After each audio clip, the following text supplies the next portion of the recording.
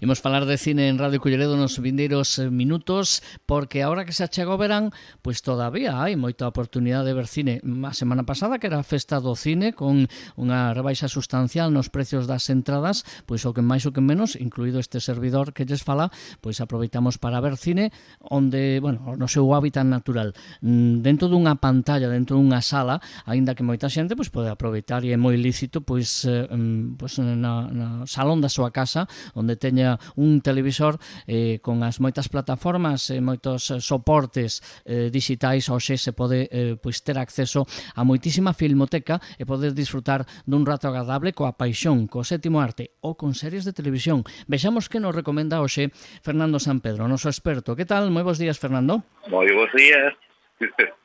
Pois sí, está moi ben eso da festa do cine, no? Eu non a pude aproveitar o que quixera por cuestións de axenda, que se sabe, concertos e estas cousas, pero bueno, que por certo, había que facer algo así tamén cos concertos, unha vez ao ano, sobre todo nestas datas, que supoño que tamén por eso fan os salas de cine, as cadenas cinematográficas, que unha porque estaban a final de mes, estamos entrando en temporada de festivais, exámenes, bueno, seguro que os estudios recurrentes que fan de cando en vez, pois din que estas non son as mellores datas, entón, pois, para potencialas un pouco, se fan este tipo de iniciativas, que sempre son de agradecer e se aproveita para ver alguna peliculiña que ainda que non sexa non pille a semana máis interesante do ano en canto a estreas, sempre se pode rascar alguna cousa. Eu xa digo, non pude rascar ninguna, pero bueno, que sabe, igual se fai tamén para os concertos, alguna vez así a semana do espectador. Pois non estaría nada mal. No cine, polo menos, pois permite por un precio moito máis asequible que durante que os prezos normais, que a fin de semana xa non digo, pois ver algunhas estreas, que non quere decir que sexa bo cine ou sexa de moitísima calidade, pero polo menos permite pasar un rato agradable. Non sei se hai algunha estrea hoxe máis de cine ou máis de televisión que nos vai a recomendar. Por onde van ir os tiros? Pois, bueno, tiros hai algún. Por donde van, bueno, un pouco a discreción, pero sí, hai hoxe, que semana pasada repasábamos de televisión das últimas novedades, pues hoxe nos toca tres películas que temos aquí, carreteira, para comentar, a ver se nos dá tempo a todo, se non nos enrollamos e nos imos polos cerros de Úbeda, cousa habitual, para que fuimos negar. Pois sí, é verdad. Imos polos cerros de Úbeda e chegamos ata de Peñaperro. Pois vamos a ver se non chegamos ata ali. A ver, vou facer de fiscal, de malo. Vamos ao gran. A primeira, a peor de todas, bueno, cal sería? Bueno, si recordan os nosos ointes, pois xa estivemos semana pasada, bueno, fai dúas, mellor dito, falando de que últimamente non por recuperar películas de Ken Russell, non? E falábamos un pouquiño de Ken Russell coa excusa de que din falamos aquí de Os Diaños, de Devil, unha das súas películas máis controvertidas. Bueno, pois, volvín a rever outra deste autor tan peculiar, particular, que despersaba. A verdade que na época, hoxe en día, pues, nas rúas non se fala de Ken Russell, no? Pero no seu día, así nos 70, nos 80, pois si cada nova película que estreaba, pois era un pequeno acontecemento, sobre todo de cara á polémica, non? Non eran grandes taquillazos, pero non deixaban indiferente nin á crítica, nin ao caso público, imos decir, que se acercaba de ver. Era película xa nos 80 que tiña unha maior aceptación no videoclub, pero bueno, pouco a pouco pois devaluando, digamos, a carreira do propio Russell, e hasta chegar a día de hoxe, no que sempre que incluso se menciona pois artistas de directores de culto, poucas veces sale o seu nome, non? Xusta ou inxustamente, aí xa é cuestión de cada comensal, pero eu sempre lle tuve non un cariño, porque non é un cariño, pero sí un morbo, unha certa curiosidade, pois mira, por ese, gracias a plataformas como Filmin, eso é o seu amplo catálogo de cine non tan actual como o resto de plataformas, pois sirve de aí hasta esa tiro de clic, pois casi toda a filmografía de moitos máis, non? Pero neste caso, pois de Ken Ratzius. E lle tocou o turno esta semana a unha das súas películas, ademais, máis comerciais, por decirlo de alguna maneira, La Pasión de China. Sí, bueno, comercial, porque salía Catherine Turner, claro. Sí, pero bueno, claro, contaba con unha estrela no seu mellor momento, no ano 84, que era como Catherine Turner, ademais un papel de prostituta, bueno, mellor dito, de ejecutiva de día, prostituta de noite, ese tipo de papeles que... Algo así como Belle de Jour, a ver, sin achegarnos evidentemente ao nivel de neste caso, pois de Buñuel, non? Pero como que por aí, unha cousa, un papel caramelito para unha actriz, non? Sí, sin duda alguna, ademais contando como partener, como némesis, con todo un Anthony Perkins que parecía escapado de Psicosis. Como sempre que actuaba. Sí, moitas veces. Pero bueno, interpretando un cura, bueno, obsesionado con acabar co vicio e a corrupción na súa cidade, non? Bueno, pois a partir de aí, Ken Russell nos mostra todo un pequeno catálogo de perversións e diversións con Catherine Turner como conductora, un formato de thriller, podemos decir, no que, bueno, o mellor son as interaccións entre os protagonistas, non? Ese Perkins totalmente desfasado, pasado de rosca, pero bueno, é o que pide o papel tamén.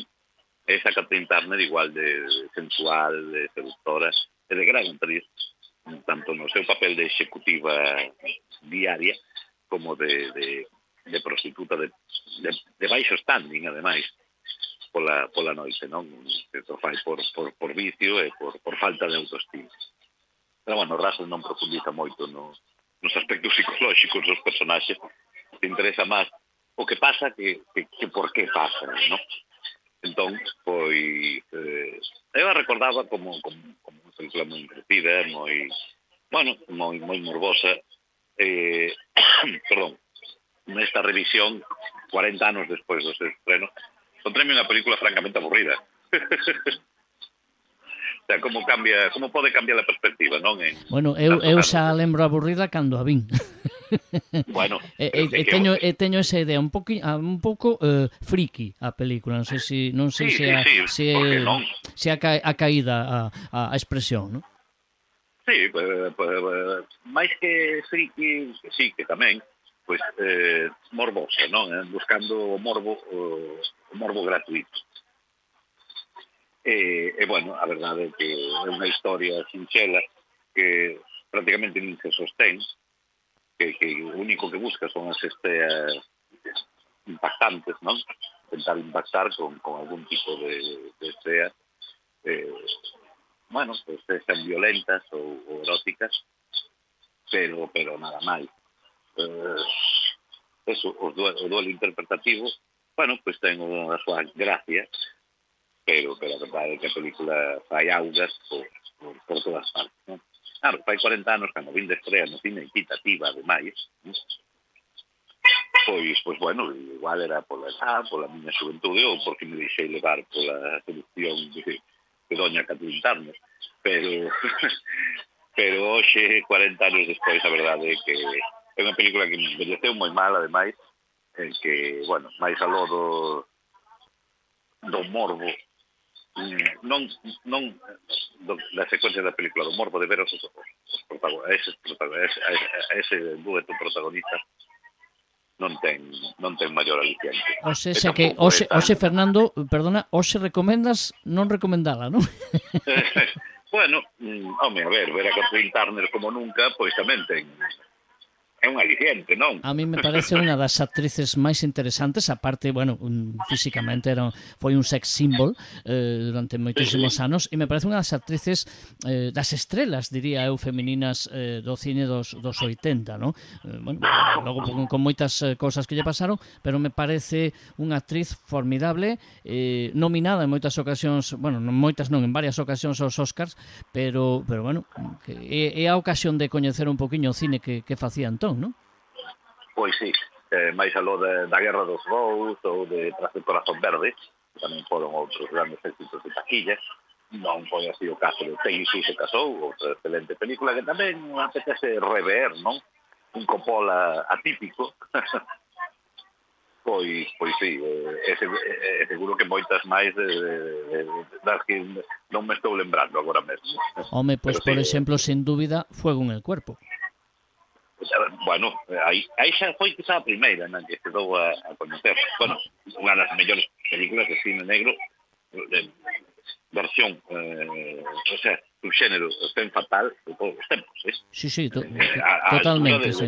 A altura de calquera clásica que se ocurra de Fritz Lang. Sí, totalmente. De Billy Wilder, de Jacques Tourneur, ou a que me queiras decir, ese debut cinematográfico de Lawrence Kasdan, que xa mencionamos por aquí alguna vez, e que non se encontra disponible en ninguna plataforma. Bueno, eu a teño porque a merquei no seu día. Claro, é que se non a tes en DVD ou Blu-ray, que ni siquiera sei se está editada, pois é que non hai maneira de vela hasta que alguna plataforma se anime. Supoño que será cousa de dereitos ou... Bueno, en algúns casos, por exemplo, con a serie Luz de Luna, que ahora volve a estar disponible en Filmin, o problema para... Mira, é unha curiosidade, non? Igual a Fuego en el cuerpo lle pasa o mismo, como a moitas outras películas, que non están disponibles actualmente. O Adiós a la inocencia, que falábamos aquí fai pouco, tamén, que non se encontra en ningún lado.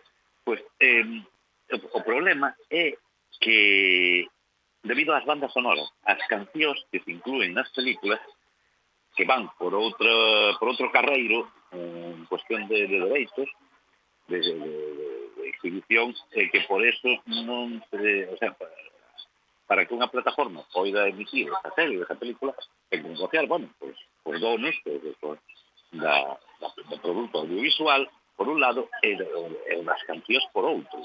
Porque igual cambiaron de propietarios, ahora sobre todo, pues, que lemos na prensa moi a menudo, non? Que cousas como, pues, que Queen ou Bruce Springsteen ou etc., pues venden o seu catálogo inteiro. Eso implica que o compra, imagínate, ti vais eu, compramos o catálogo inteiro de Bruce Springsteen, e podemos vender as cancións de Bruce Springsteen a quen queramos. Sí, xa pensei, xa teño na carteira, teño 50 euros, a ver se nos chega. Bueno, eso igual aquí a cantareira que tes de veciña, pois igual podes comprar algún dereito. Pero bueno, a Bruce Springsteen supoño que algo máis de 50 euros nos ia levar, Sí, se cambiamos euros por millóns, ainda así non nos chega. Bueno, pois se debe a ese tipo de problemas legais, non?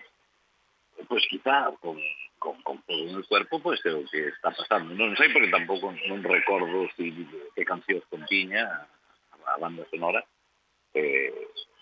Igual se debe eso, porque a película, que, si non me equivoco, esa sí era de Warner, estaba editada por Warner Home Video. Datos absolutamente inútiles que teño na miña cabeza. Logo outros que son máis importantes, pois non me lembro, pero hai datos inútiles como este. Bueno, pois sí, foi o descubrimento de Kathleen Turner, non? O que lle seguirían, pois, muchísimas outras películas, hasta que a súa estrela se apagou nos 90, pois debido a enfermedades, adiccións, bueno, en xeral, mala xestión da súa carreira. Bueno, pois un Ken Russell con Kathleen Turner para comenzar a... E esta sería peor, non?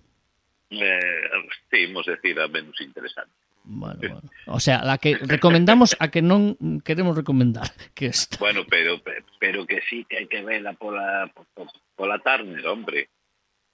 E por coñecer un poquinho a filmografía, evidentemente, de Ken Russell e facernos unha panorámica do que era o cine nos 80. E cal sería a segunda, a un poquinho mellor, das tres que nos tes hoxe? A ver. Sí, unha pequena curiosidade destas películas que pasan totalmente desapercibidas por carteleiras incluso por plataformas, non así por algún festivaliño pequeno. O sea, pequeno me refiro a que non en festivales fora dos grandes circuitos, gran circuito de festivales, ¿no? O sea, non en Cannes, non en San Sebastián, Locarno, Venecia, Berlín, non. Festivais pois máis locales, máis pequeninos, non? Pero bueno, unha película que me chamou a atención polo seu argumento, unha película española, xa imos adelantando, co cal xa aquí o compañero Francisco xa está torcendo a cabeza. No, cuidado, no, a ver, non me gusta tanto o cine español como americano. Bueno, hai obras españolas que non teñen nada que envidiar, pero é certo que me gusta máis o americano. Pero bueno, aquí hai que defender tamén o noso, e o cine galego tamén, o sea, cuidado, tamén. cuidado. A ver, entonces, de que película se trata? Vamos a tratarla con mesmo cariño, Sí, hombre, sí, porque ademais é unha película pequeniña, digo, pero curiosa, unha película que si atopades por aí seguro que vos vai chamar a atención, empezando polo título, non vai chamar a atención polos actores, bueno, polo argumento quizá un pouquinho. Bueno, a ver, a película chamase Bodegón con fantasmas. Anda. Pues claro, no me soa nada, acaba de estrearse. Bueno, pues que encontramos aquí? Bueno, tuvo un fugaz paso por os cines no mes de febreiro. Bueno, pues é unha... como explico sin soltar demasiados spoilers. Bueno, mellor dito, sin soltar ningún. Bueno, pues aquí nos encontramos un pequeno pobo de La Mancha, ¿no? O que, bueno, pues o típico pobo pequeno como todos, que todos os poucos habitantes se coñecen, conviven uns con outros. O que pasa é que eses outros teñen unha peculiaridade, que uns están vivos e outros están mortos. Anda. Interesante premisa, non? Claro, partindo de aí, pois, cando algún habitante do pobo morre, é normal, teñen todos asimilados que, se deixa algo pendente, pois volva do máis aló para desfacer ese entuerte, non? Que quedou pendente. Por exemplo, a ver, a película nos conta a modo como se foran 5 cortos, 5 historias, non? Habitadas todas no pueblo, con frente, hai habitantes que saben todas as historias, pero bueno, nunha os protagonistas son uns e noutras son outros. Pois, por exemplo, un dos mortos que volve porque non arreglara un problema cun veciño que lle cambiara as lindes, os barcos que decimos aquí. Ese tipo de costumbrismo, non? En plan comedia, voy a decir negra, pero é que non é negra ni siquiera, é amable, non? Entrañable. E bueno, pois os vivos non queren morrer, os mortos pois tampouco queren volver á vida, ainda que algún ande despistado, non? Un reparto coral no que sin caras coñecidas, o sea, non encontramos por aquí, por sorte, sí, porque é que estou moi descolocado, teño que confesalo, ahora que saiu a colación o nome de Resines, é que non sei se ver esta película, igual ti xa viste Micaela. Non a vi, non, ainda. Que se acaba de estrear, na que vendo o tráiler, pois parece que estás ante Antonio Resines convertido en John McClane, o sea, o Bruce Willis da Jungla de Cristal. Bueno, a premisa é esa, non sei se a cumplen, non me atrevín aínda a vela, É que non sei, eu A tamén mí me con estas tesituras. atrae a proposta, Pero por te atrae, Resines, cuidado. di a verdade, como a mí, para poñela podre. No, que a mí Resines me gusta e me gusta cando se pon serio, cando lle mando poñer serio. A mí Resines me parece podía facer cine de acción perfectamente.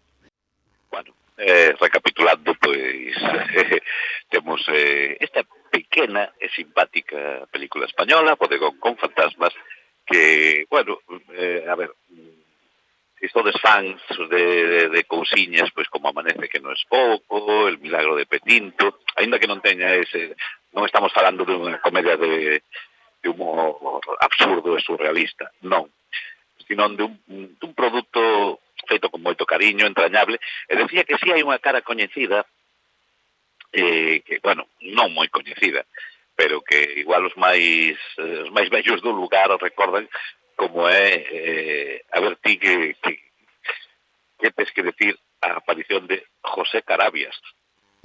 Sí, como era? Luis Ricardo Cantidubidubidubi, Cantidubidubidá, ya. Sí, señor. Bueno, é posible que os nosos ointes máis novos xa che digo que non.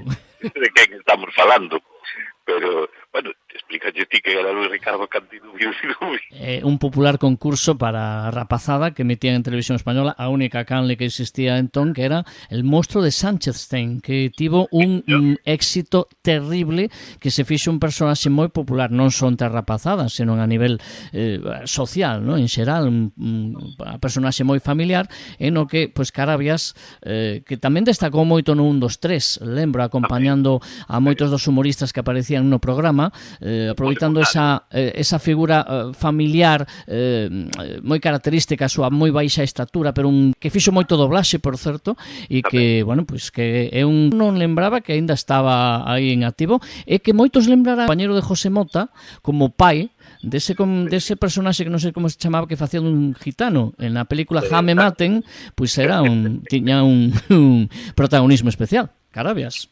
Pois sí, señor, magnífica presentación e explicación de que don José Carabias, un gran secundario, non, do cine da televisión española moi querido, moi recordado, que aquí pois fai un pequeno papeliño que bueno, pois é un placer en encontrarse con ele, ainda que xa é un actor maior, realmente maior.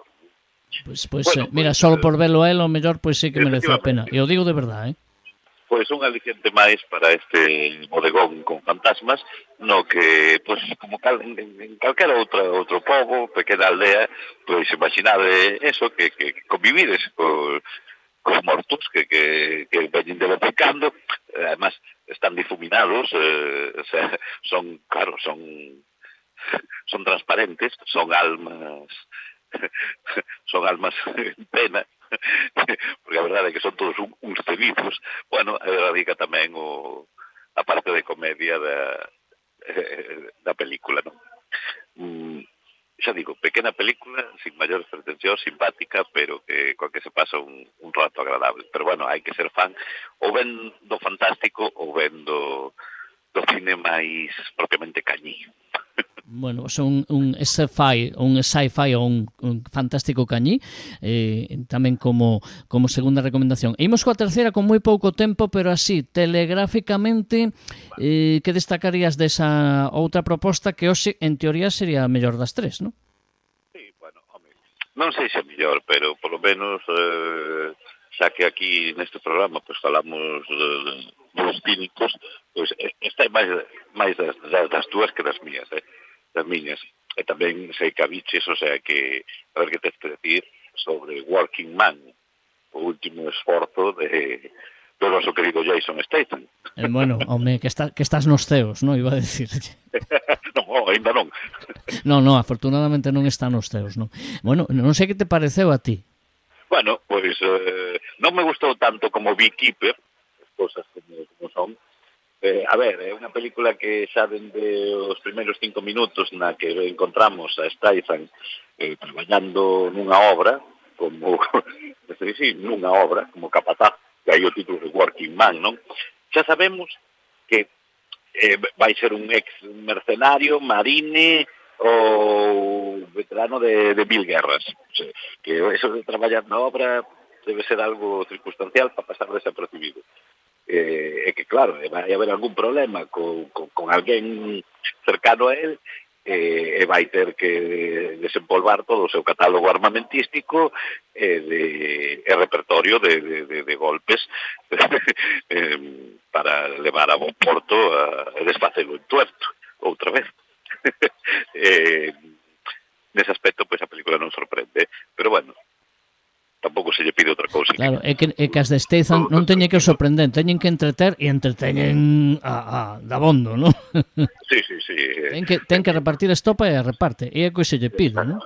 Exacto, así que, pois, bueno, nese aspecto, aínda que, xa te digo, non me gustou tanto como Beekeeper, pareceume un pelín dentro do trillado que está todo, un pelín máis original, Beekeeper. Pero, bueno, esta tamén pode ter secuela, porque non, se queren facela, pois o personaxe de sempre de Jason Statham, incluso aquí tampouco hai secundarios de relumbrón bueno, está David Harbour, non? Sí, pero vamos, no maloso tampouco, como para pasar aos anales da historia, No, realmente non. Pero bueno, está Jason, está o noso querido Jason, e xa chega. Un produto para fans da acción, do propio Statham, como a nós, porque oímos negar. Non o nego, ademais enseño o carné a quen queira, Exactamente. E bueno, pois, unha máis, simplemente unha máis, entretida, que é o que se busca, e non se lle poden buscar máis connotacións sociais, nin filosóficas, nin culturais, así que un blockbuster que non o é, porque Statham, polo menos aquí en España, en boa parte do mundo, xa fai tempo que deixou de ser unha mega estrela, refírome como actor comercial, non é un Tom Cruise ou un Harrison Ford, non ten ese estatus, nin nunca o tivo, como si o tiveron no seu día, pois Stallone ou Schwarzenegger. Este, digamos que está a nivel dun Chuck Norris. Bueno, pero ten un público fiel e ingresa, e ten ingresos en caixa, cuidado, Sí, claro. Bueno, él se esforza e apenas necesita dobles, e bueno, pois, nese aspecto, pois nada que oxetarlle. Así que, pois, ideal para este tempo canicular que xa nos está caendo encima, pois un Jason Statham de turno. Logo xa outro día xa falaremos dun artigo que leín eu fai pouco, que iba bueno, hecho mandar primeiro, para que o leas, e logo comentamos aquí no programa, un artículo que di que como Nicolas Cage cambiou o cine de acción dos 90. Vale, pois mándame o comentamos. Xa te digo que non estou de acordo con ese artigo, pero chamoume a atención. Pero en punto de... Coño, o que pasa é que non o fixen no momento...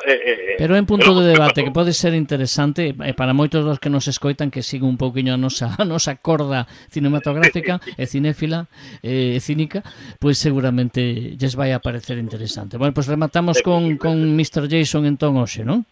Efectivamente. Bueno, así xa temos unha tripleta atacante diferente, bueno, pois... Pois mira, me vas permitir que ao rebufo de Jason, xa que, como decías últimamente, que deixou de ser unha estrela, a min que me gusta Guy Ritchie, a ti non, vou recomendar unha das últimas na que me parece a mellor das últimos 2-3 anos. Xa me estou indo, hasta logo. Espera, é que sale Statham. E entón, despierta la furia. Que a vexan, que non é unha simple película de porrazos, é outra historia, un thriller, bueno, que a vexan, que ademais sale o fillo de Clint Eastwood, de Scott Eastwood. Son dos... Esta é a serie nova que ten Guy Ritchie. No, é unha película de hai pouquiño. Como ten 20 produtos, sabes? No, Despierta la furia. Que se queden con ese nome. Que se estrea ahora sobre a mafia que con Pierce Brosnan, No. dirixe el tamén. Nada que ver. Este Pero dirixe, é un cine creo. negro bastante negro, moi alonxado das comedietas que últimamente está Guy Ritchie. Despierta la furia. Despois de verse a Working Man, proben con Despierta la furia, que é un Statham totalmente distinto, coa mesma cara de Paulo de Cabreo, pero totalmente distinto. Xa verán por que o digo. Vale? Bueno, E ti tamén. Deberes. nota. Vale? Aquí estamos para axudarnos os uns aos outros. Efectivamente. A semana que ven falamos. Vale? Efectivamente. Unha aperta, Fernando. Chao, hasta xoves. Chao.